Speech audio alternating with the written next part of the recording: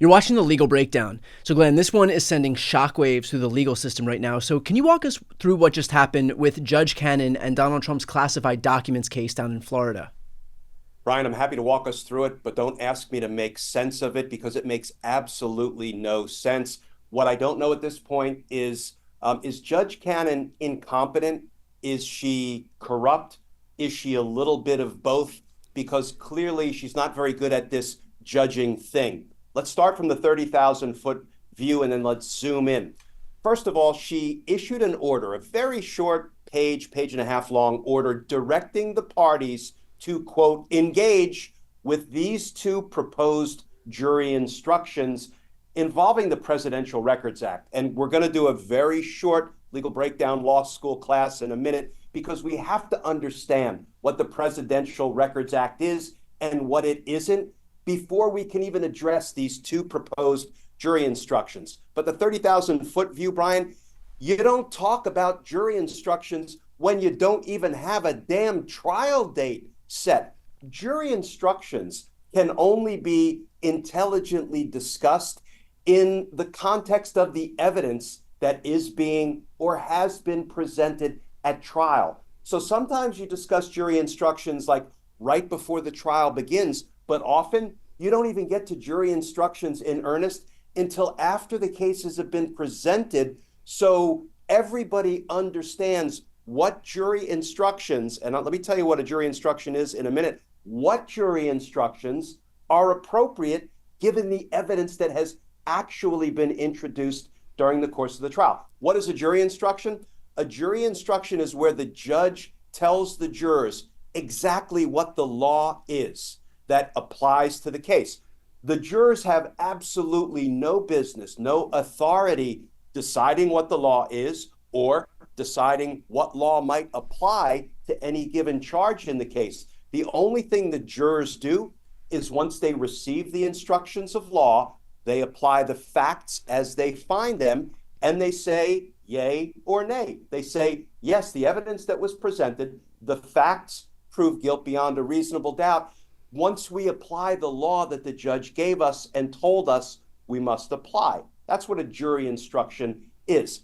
Now, let's do a quick legal breakdown law school class because I have to read just a few sentences to explain to everybody exactly what the Presidential Records Act is, because there are two proposed instructions in Judge Cannon's order asking the parties to please weigh in on these instructions regarding the Presidential Records Act. Here is just a few sentences of what the law is. This is according to the National Archives, which is the agency responsible for immediately taking possession of presidential records the minute a president's term is over. Here's how it reads in part. The Presidential Records Act, I'm going to call it the PRA. The PRA requires the president to separate personal documents from presidential records before leaving office. That's the law. The PRA makes clear that upon conclusion of the president's term in office, the National Archives assumes responsibility for the custody, control, and preservation of presidential records. That's the law. The PRA makes the legal status of presidential records clear and unambiguous, providing that the United States reserves and retains complete ownership, possession, and control of presidential records. That's the law. Now, here are a couple more sentences that are perhaps most important. The PRA defines what constitutes presidential records and what are personal records. Personal records include diaries, journals, or other notes serving as the functional equivalent of a diary or a journal. That's the law. And finally, here's the kicker.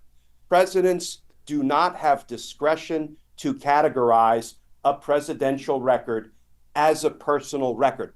Recognizing that's the law, right? Pretty easy to understand. If Donald Trump was doodling in a diary, that's a personal record that he could take with him when he left the presidency. It didn't have to go to the National Archives because it wasn't the property of the people or the United States the way presidential records are.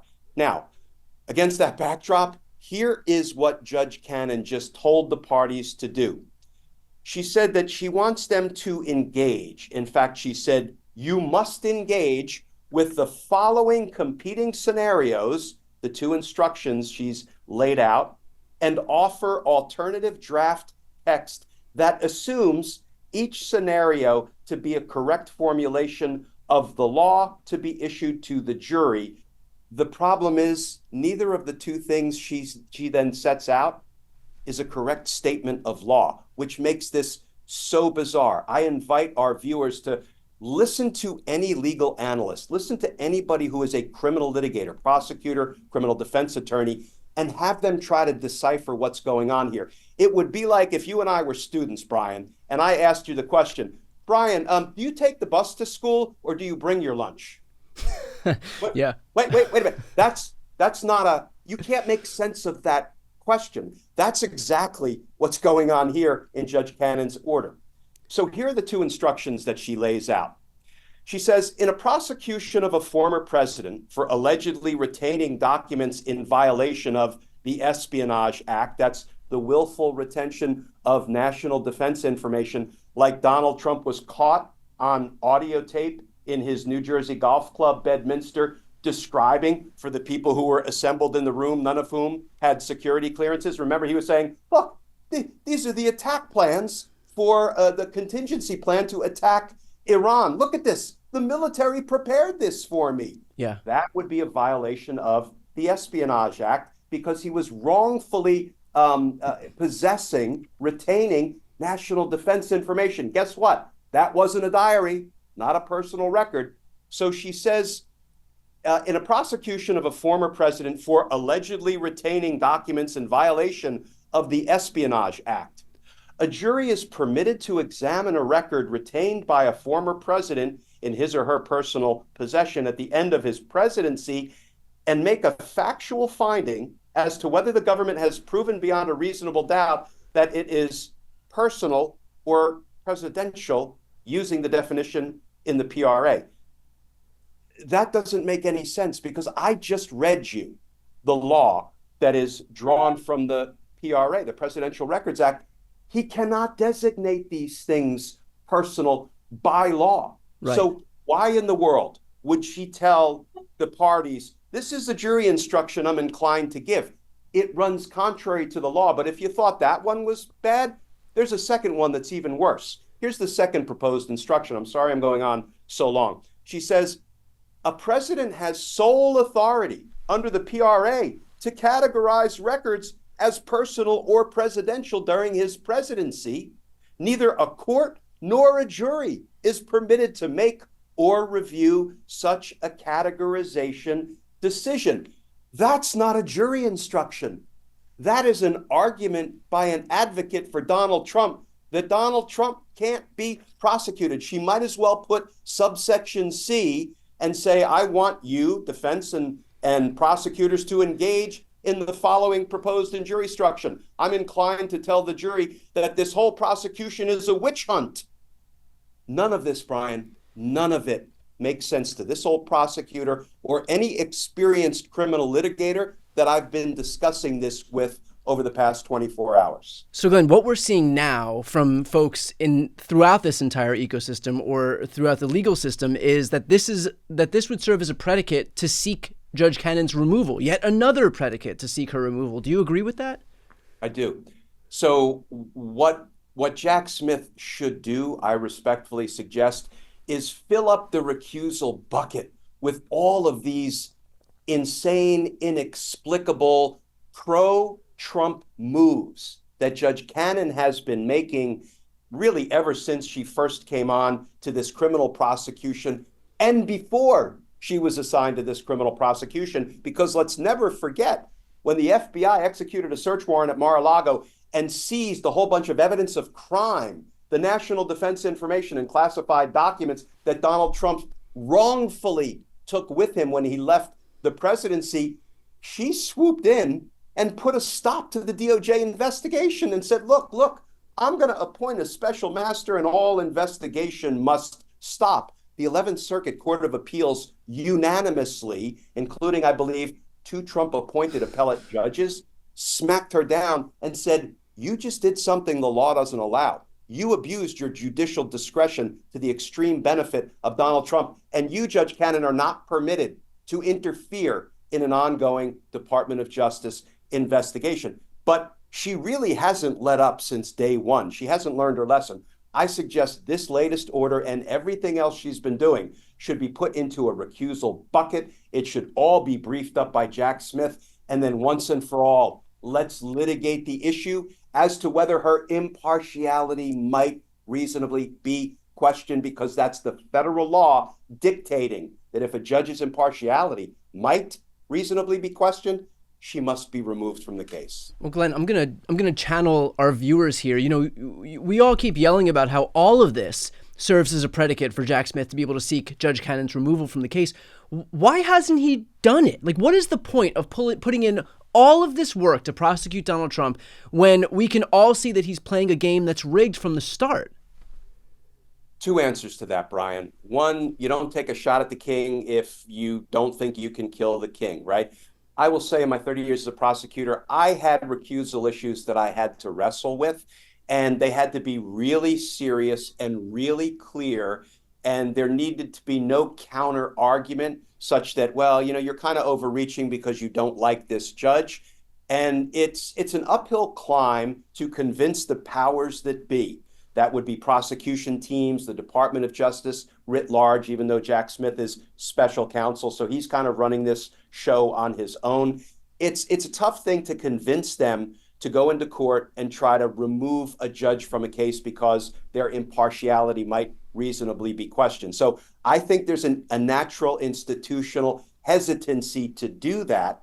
And then the second thing, Brian, is that I think that in his heart of hearts, Jack Smith believes he has such strong evidence, indeed a mountain of incriminating evidence against Donald Trump, not only for unlawfully retaining national defense information, which is what the espionage charges are based on, but willfully mishandling classified documents, of a conspiracy to cover it all up, of obstructing justice for basically defying a grand jury subpoena in a criminal investigation for the return of all of this information.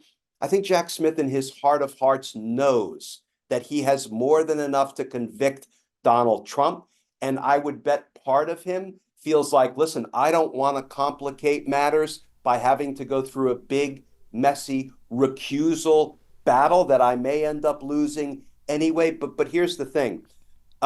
He may end up losing the case not because the evidence is weak, but because he has in a judge somebody who's not an honest broker of the law. Well, that's the thing. That's even more reason to seek to have her removed, because if he waits knowing that he's got a home run of a case and he waits until the jury is seated and then jeopardy attaches and then he can't bring this case back because double jeopardy would apply and this case is just dismissed, then it will have all been for nothing because he was waiting knowing that he has such a home run of a case anyway.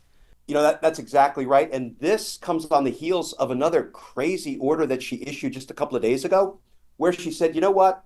I'm not going to fully deny Donald Trump's motion to dismiss all 32 espionage counts against him. What I'm going to do is just say, well, I'll deny it without prejudice, which means, Donald, you can raise it later after the jury's been sworn, after jeopardy has attached, such that if I grant the motion to dismiss at that point, guess what? Jack Smith can't appeal it, and Donald Trump can never be tried on those 32 espionage counts that the grand jury indicted him on.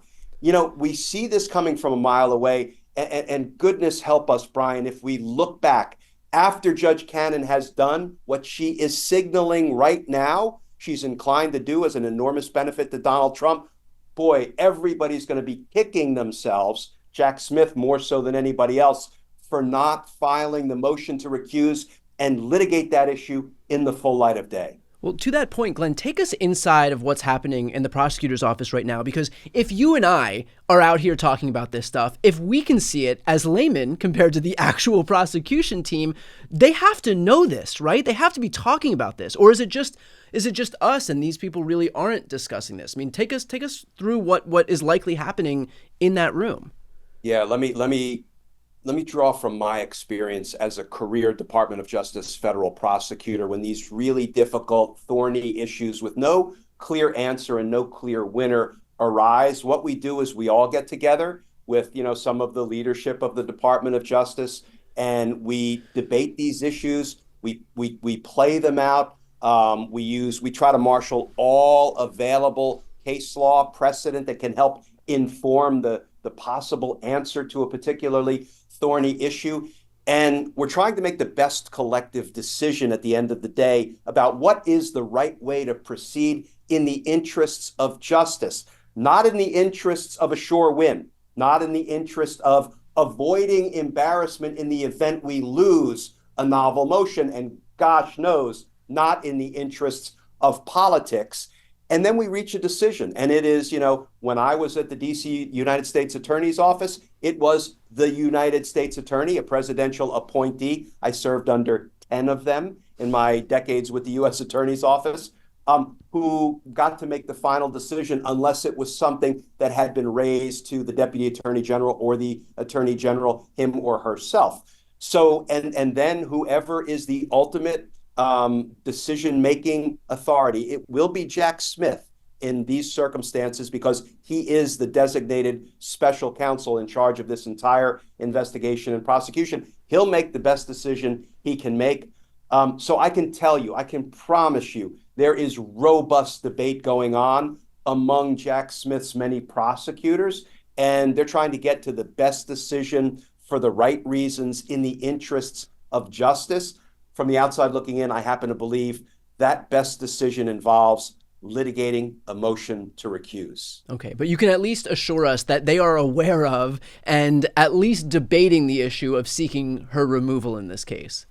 Without a doubt. In fact, I have some of my former homicide prosecutors who have been or are presently part of Jack Smith's team. So I know kind of the system they came up through as federal prosecutors in Washington, D.C., and I can almost guarantee, I don't talk to them about it, I can almost guarantee you there is that robust debate going on right now. Well, look, I think it's important that you and I are having this conversation publicly and that we're getting this idea out into the ether for as much as we can, for as little part as we play in this whole process, to just get this idea out in the ether, to normalize this idea that Judge Cannon is not acting in any way that's befitting of a judge in this case, and that the obvious solution here, when the system is so rigged against the prosecution and in favor of Donald Trump, is to seek her removal. Yeah, it is. And, I don't want to mix prosecution and politics. That makes the talk about ugly bedfellows right there. But here's the thing. Jack Smith ain't going to save us any more than Bob Mueller saved us, or the courts have saved us, or Congress has saved us, or Joe Biden, as good a job as he's done. None of that will save us. You know what will save us? We will save us by getting to the polls in November in numbers too big to rig and too real to steal, and getting rid of all of the nefarious actors who have shown us exactly who they are. We're the ones that are going to save us. And then hopefully, when we clear some of the nefarious wood from government, we can begin to rebuild the institutions of our government in a way that really does honor the American people and American democracy. Yeah, that's a great point. I would just echo that exact point and say that the election happening in November was always the meal. This was always just gravy, right? This is like seeking his prosecution is important for justice's sake, but in terms of, to your point, saving us, in terms of protecting democracy, that will always, always, always just rely solely on making sure people get out to the polls, people get out to vote. And so don't feel so despairing because of what we're seeing right now in the courts. That was always extra. The main thing is going to be us making sure to vote him out in November. So with that said, Glenn and I, of course, will continue to follow along with this case as it continues to do its twists and turns, and hopefully until some point where we can actually see some type of removal request by Jack Smith and these prosecutors there. So for those watching right now, if you want to follow along, please make sure to subscribe. The links to both of our channels are right here on the screen. I'm Brian Tyler Cohen. And I'm Glenn Kirshner. You're watching The Legal Breakdown.